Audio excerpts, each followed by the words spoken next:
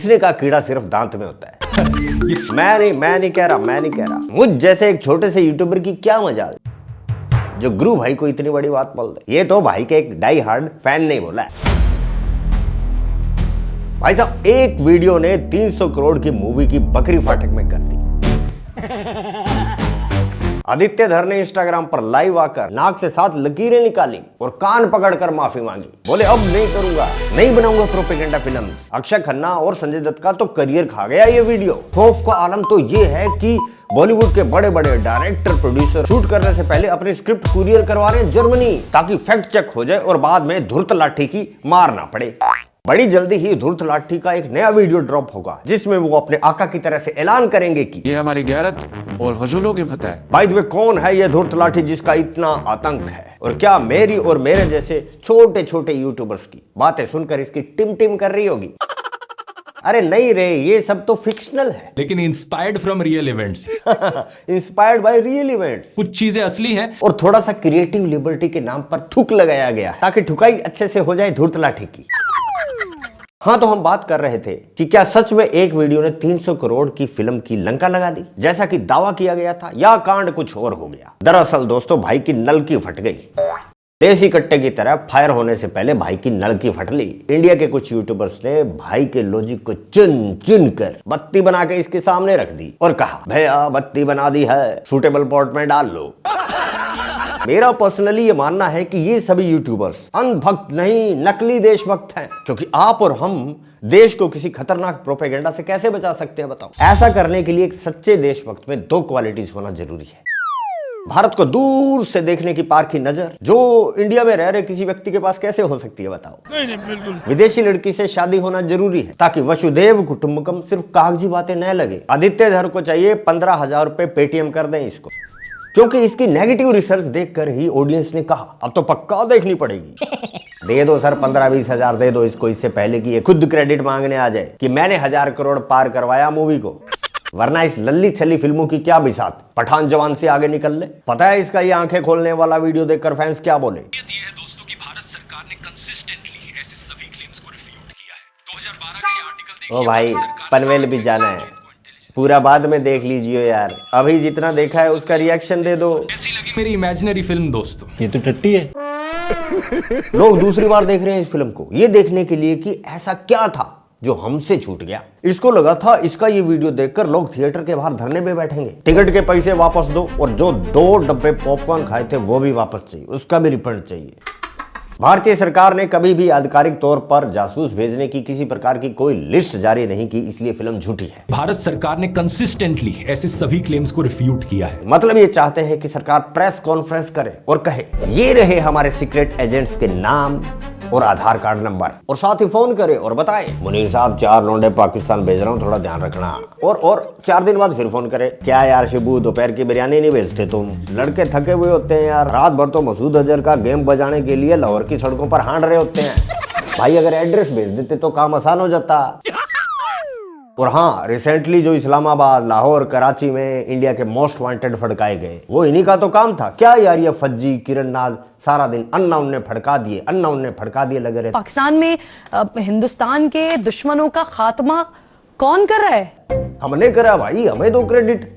1978 का वो इंसिडेंट शायद इस चोमू ने पढ़ा नहीं, जब मोरारजी देसाई ने गलती से पाकिस्तान को बता दिया था कि हमें उनके न्यूक्लियर प्रोग्राम का पता है। उसके बाद हमारे सारे एसेट्स का ब्लडी क्लीन अप हो गया। वो इनकी 15 लोगों की रिसर्च टीम भूल गई। $10,000 के बदले इनका बदला इनके परमाणु कार्यक्रम की जानकारी बेचने के लिए तैयार था। मोरारजी देसाई ने ना सिर्फ वो ऑफर ठुकराया बल्कि फोन करके जियाउल हक को बता भी दिया। फिर क्या था? इंडो पाक मोहब्बत के दुश्मन हमारे रो एजेंट्स को ढूंढ ढूंढ कर निकाला गया और उनके खिलाफ असहयोग आंदोलन चलाया गया, क्योंकि वायलेंस तो ना पाकिस्तान को पसंद है ना पाकिस्तानी कीड़े को। ये फिल्म असल में इस पतलू का दिमाग भी पतला है। सीक्रेट मिशन का मतलब ही होता है पॉसिबल डिनाइबिलिटी। दुगल मियां को लगता है जासूसों की भर्ती बैंक क्लर्क की तरह से होती है।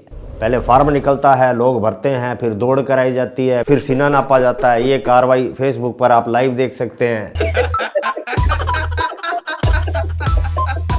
ये मुगल दरबारी कहता है धुरंधर देखना ठीक वैसा ही है जैसे ISIS के द्वारा जारी किए गए किसी सर कलम वाले वीडियो को देखना और मनोरंजन कह देना। ये वही मुगल आजम है जिसने गैंग्स ऑफ वासेपुर को एक कलाकृति बताया था।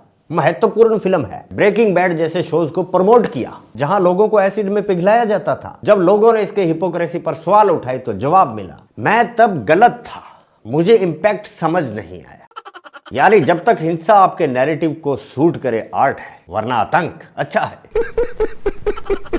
बोला ये मूवी एक पार्टी विशेष को बदनाम करने के लिए बनाई गई है। क्या हम इन फेलियर्स की वजह से ये अज्यूम कर सकते हैं कि मनमोहन सिंह की सरकार गद्दार थी? अच्छा, मूवी स्टार्ट होती है प्लेन हाईजैक से। पतलू राम उस वक्त सरकार किसकी थी? NDA की। इस हिसाब से तो वो सीन होना ही नहीं चाहिए था, बल्कि शुरुआत उसी से होती है। बहनों भाइयों मित्रों सज्जनों, इसने फिल्म देखी नहीं। भाई साहब 3.5 घंटे की मूवी कैसे बर्दाश्त होगी बताओ, जब ट्रेलर देखकर इतनी सुलग रही हो। नहीं बिल्कुल सही है। सिर्फ ट्रेलर देखकर ही रिव्यू छाप दिया दुग्गल मियां ने। अरे दुग्गल साहब, और नहीं तो थोड़ा गूगल साहब की हेल्प ही ले लेते।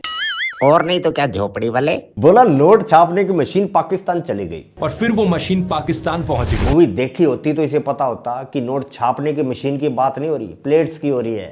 अब पोंगो देखते हुए स्क्रिप्ट लिखेगा तो यही लिखेगा तू, और नहीं तो क्या। इसकी रिसर्च टीम भी उतनी कारगर है जितने सुनील पाल के जोक्स।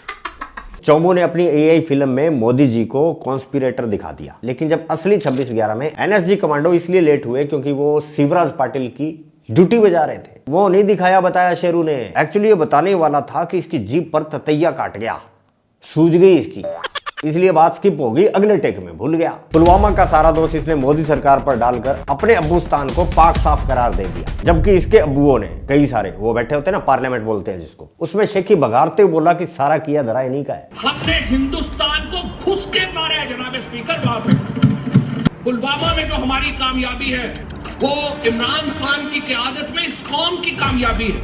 उसके हिस्सेदार आप भी सब हैं, उसके हिस्सेदार हम भी सब हैं। शुतुरमुर्ग, मूवी तेरे वीडियो से बंद नहीं हुई, होनी चाहिए थी, क्यों बंद नहीं किया आदित्य धर ने? ये आदित्य धर ही जाने, लेकिन तूने अपने कमेंट क्यों बंद कर दिए? ये भी आदित्य धर से पूछे कि तू बताएगा।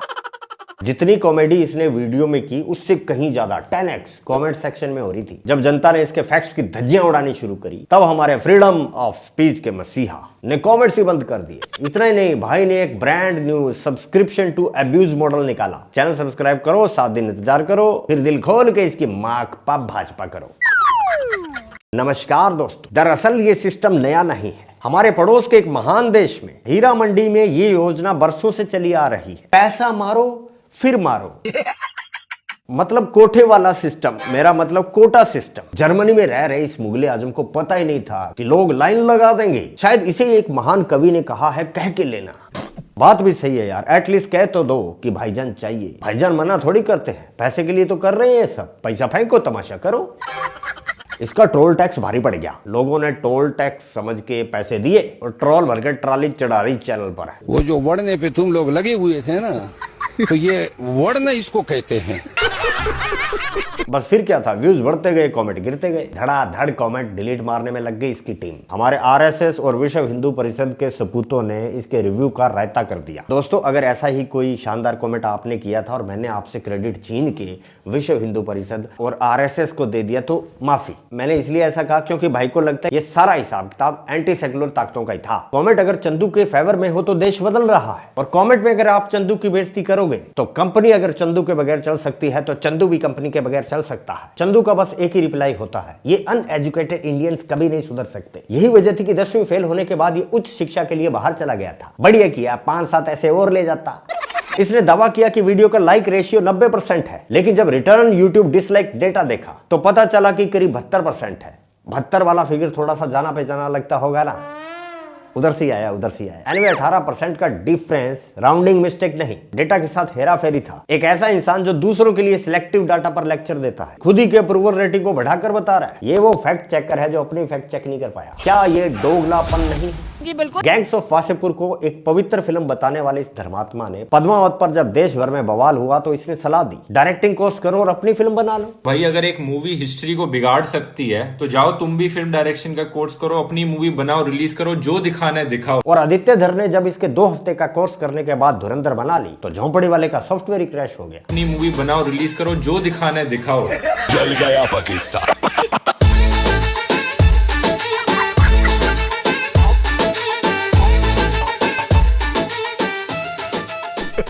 इसने आदित्यधर को नाजी प्रोपेगेंडा से कंपेयर कर दिया। पाकिस्तान की डार्क साइड जो दिखाई गई थी भाई, इतना ब्राइट पाकिस्तान को डार्क दिखाओगे तो जलन तो होगी। इसको रहमान डकैत के ओरा फार्मिंग और स्वैग से प्रॉब्लम है। अबे एक्टिंग इतनी सॉलिड हुई थी कि लोग पागल हो गए, अक्षय भाई ने ये क्या कर दिया। चौमू ऑडियंस अक्षय खन्ना के एक्टिंग को सेलिब्रेट कर रही थी, न कि कैरेक्टर को। धूर्त राठी ने फिल्म को खतरनाक इसलिए बताया क्योंकि वो इंगेजिंग है। ये बिल्कुल वैसा ही है जैसे कोई शेफ कहे खाना जहरीला है क्योंकि ये इतना स्वादिष्ट है कि कोई मना ही नहीं कर पा रहा। ये इस बात से दुखी है कि इसे दावत में नहीं बुलाया गया। फिल्म अगर YRF जैसी बकवास होती तो सुरक्षित होती। इसके हिसाब से जनता इतनी बेवकूफ है कि अगर उन्हें कहानी समझ आ गई, पसंद आ गई, तो वे खतरे में पड़ जाएंगे। धूर्त आदमी, ये आलोचना नहीं जलन कहते हैं इसे। इतनी वायलेंस तरबूज की तरह से सर को फटा हुआ कैसे दिखा दिया। छी छी छी, दिल्ली ब्लास्ट की बात मत करो मेरे से। मैं ना तो वायलेंस देखता हूं ना ही ये सुनना पसंद करता हूं कि कैसे हुआ था सर। अबे चुन्नू पोगो देख लेता, तुझे डॉक्टर ने बताया था जो चीज पसंद नहीं है वो देखनी है। अब यहां भी इसे एक अपॉर्चुनिटी मिल गई है। अब ये अपना 2 कौड़ी का AI मास्टर क्लास ये कह के बेचेगा कि याद है मैंने एक AI फिल्म बनाई थी मोदी जी पर, वो मैंने इसी फिएस्टा से बनाई थी, देखा कितनी कमाल की फिस्टिंग हुई थी मेरी। छू छन धर। कैसी लगी मेरी इमेजिनरी फिल्म दोस्तों? अबे बॉलीवुड ने लिखकर टांग दिया अपने सेट पर, नो जर्मन शेफर्ड अलाउड। इसकी सबसे बड़ी बकवास तो मुझे वो लगी जब इसने कहा कि भारत ने कभी माना ही नहीं कि उसने जासूस भेजे पाकिस्तान। दिमाग में भूसा भरा है क्या डीके बॉस? सुकन्या योजना नहीं है कि PM पोडियम पर आकर ऐलान करे। इसका बस चले तो RTI लगा दे कि पाकिस्तान पे लगे परमाणु बम का पासवर्ड बताओ। कह रहे भैया बताना इसको पासवर्ड। इसके हिसाब से पाकिस्तान में जो अननोन इंडिया के मोस्ट वांटेड फड़कार है वो तो शहबाज का जीजा है, इंडिया का थोड़ी है। क्योंकि इंडिया ने तो कभी कबूला ही नहीं कि वो हमारा बंदा है। पॉइंट टू बी नोटेड, मैं ये नहीं कह रहा कि वो हमारा बंदा है भाई, हमें काम होने से मतलब है। अब मुनीर का साला ठोक रहा हो या मरियम का घरवाला, हमें इससे क्या। वो चौधरी रूल होता है इंटरनेशनल, मिलिट्री स्पाइंग नहीं कर सकता कोई भी देश। तोड़ते सभी है इस रूल को, बस बताकर तोड़ने वाली एक जर्मनी की राठी सरकार ही है। अजीत डोभाल साहब को इस्तीफा दे देना चाहिए था क्योंकि सरकार उनको पसंद नहीं थी। उन्होंने बोला कि एक भली चंगी सरकार, एक फेवरेबल सरकार आएगी जो उनको उस तरह से काम करने की आजादी देगी जो उन्हें चाहिए। एक ऐसा प्रधानमंत्री आएगा जो सही में लोगों की फिक्र करता हो। जब तक वो नहीं आती क्यों सैलरी उठा रहे हैं, इस्तीफा दे दो। इस बात से मैं पूरी तरह एग्री करता हूं। डोभाल साहब को इस्तीफा दे देना चाहिए था ताकि देश में अगर कुछ गलत हो रहा था तो वो धड़ल्ले से होता रहता, बिना डर बिना खौफ के कि कौन ही रोकेगा। उनको पूरी आजादी मिल जाती। डोवाल फैक्टर जो नहीं होता। एक बात बता, तूने दिया झोंपड़ी वाले इस्तीफा, तेरी पसंद की सरकार तो अब भी नहीं है। तू लप लप की जुबान निकाल कर रोज बकवास मारता है। तू भी निकल ले, तेरी फेवरेट सरकार आएगी तो चले आना वापस। अभी तेरी कौन सुनेगा, रोज लालटेन लेके रास्ता दिखाने आ जाता है। याद होगा आपको जब इंडिया ने मिशन सिंदूर में पाकिस्तान की फाड़नी शुरू की थी, बनियान मशरूफ वो जो भी था, तो इसका एक्शन क्या था? मोदी जी ने वॉर रुकवा दी पापा। पप्पा से बहुत ही नाराज था लौंडा। छोड़ दो अब्बू को, छोड़ दो, मत मारो। दोस्तों इस बार किस्मत ने ऐसा दगा दिया कि इसकी चीखें निकल पड़ी। जो लोग कभी लव फ्रॉम पाकिस्तान भेजा करते थे वो मिडिल फिंगर फ्रॉम लाहौर भेज रहे हैं और कमेंट्स में आग बबूला होकर लिख रहे हैं, ये हमें इतना भी डिफेंड मत कर कि हमारी बेइज्जती हो जाए। इस बार इसको गालियां सिर्फ इंडिया से नहीं पड़ रही बल्कि इसकी फेवरेट ऑडियंस पाकिस्तान ने भी भर भर के प्यार भेजा है। दुगल मियां देखिए आपकी आंटी जी क्या बोल रही हैं। इन्होंने बताया, वरना तो हमें पता ही नहीं था। इनको लगता है कि यहाँ सबके सब जो है, खास तौर पे वो भाई लोग, वो यानी कि हमारी एजेंसी वाले, वो तो ऐसा लगता है इनके ख्याल से वो बस मटर छीलते रहते हैं। एंड में कहता है कि बगंदर जैसी मूवी अगर सच में किसी ने बना दी तो क्या होगा मोदी जी का? अबे तू बना दे, जैसे तेरे वीडियो ने फिल्म बर्बाद की वैसे मोदी जी बर्बाद हो जाएंगे। पर ये बनाएगा नहीं। 3.5 घंटे की मूवी अगर ये फिएस्टा से बनाएगा तो इसको लग जाएंगे 3.5 साल। और अगर ये खुद लीड रोल में आएगा तो भाई साहब मामला ही कुछ और हो जाएगा। 3.5 साल तक इसको अपने चैनल पर वीडियो पोस्ट करने का टाइम नहीं होगा। इतने लंबे टाइम तक अगर ये अपने चैनल पे बकचोदी नहीं करेगा तो देश तो बर्बाद हो जाएगा।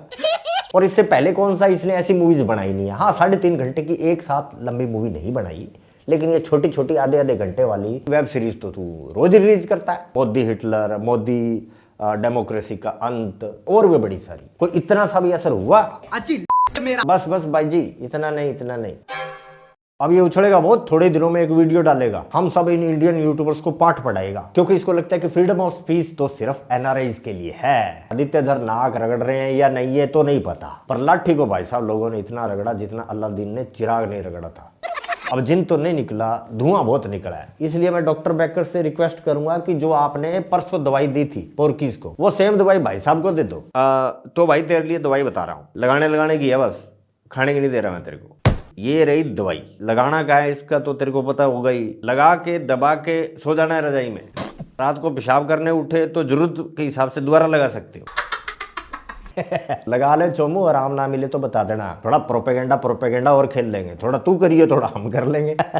तो ठीक है दोस्तों, आज के लिए बस इतना ही। दरबार खल्लास, मिलते हैं नेक्स्ट वीडियो में। जय हिंद, जय भारत।